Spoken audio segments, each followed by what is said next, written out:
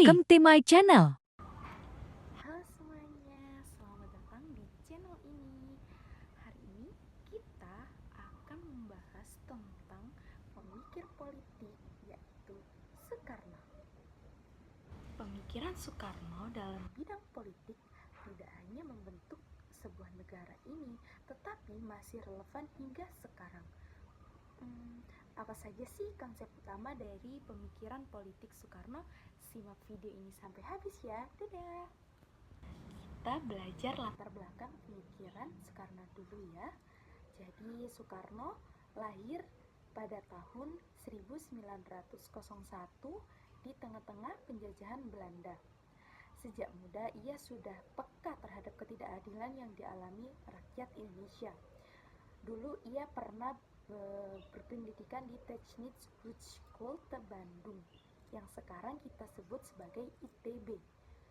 Ia menyadari bahwa penjajahan bukan hanya soal senjata, namun juga sistem yang rakyatnya tetap miskin dan terbelakang. Pemikiran politik Soekarno itu berkembang dengan tujuan untuk membebaskan Indonesia dari penjajahan, baik secara politik maupun ekonomi. Pemikiran Soekarno yang pertama ada nasionalisme. Jadi Soekarno percaya bahwa persatuan adalah kunci untuk melawan penjajahan. Ia menggabungkan 3 unsur besar di Indonesia. Nasionalisme memberikan semangat kebangsaan, Islam sebagai moralitas, dan Marxisme sebagai analisis perjuangan kelas. Yang kedua, Marxisme. Marxisme itu berasal dari seorang petani kecil yang ditemui Soekarno di Bandung yang bernama Marhain.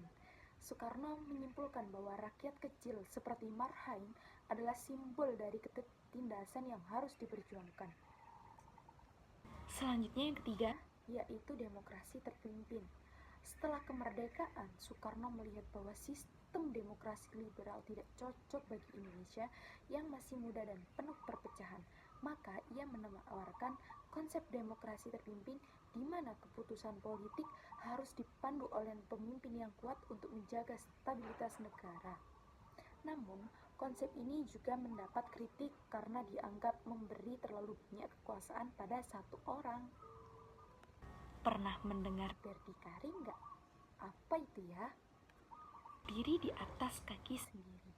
Soekarno menginginkan negara Indonesia ini menjadi bangsa yang mandiri, baik secara ekonomi maupun politik. Konsep berdikari menolak ketergantungan pada negara asing.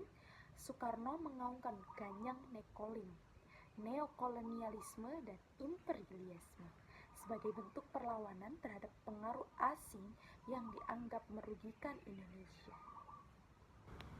Jadi gimana menurut kalian? Apakah pemikiran Soekarno yang saya sampaikan itu masih bisa diterapkan di zaman sekarang nggak ya? Tulis pendapat kalian di kolom komentar. Jangan lupa like, subscribe, dan nyalakan lonceng notifikasinya. Sampai jumpa di video berikutnya. Bye-bye. Thank you for watching.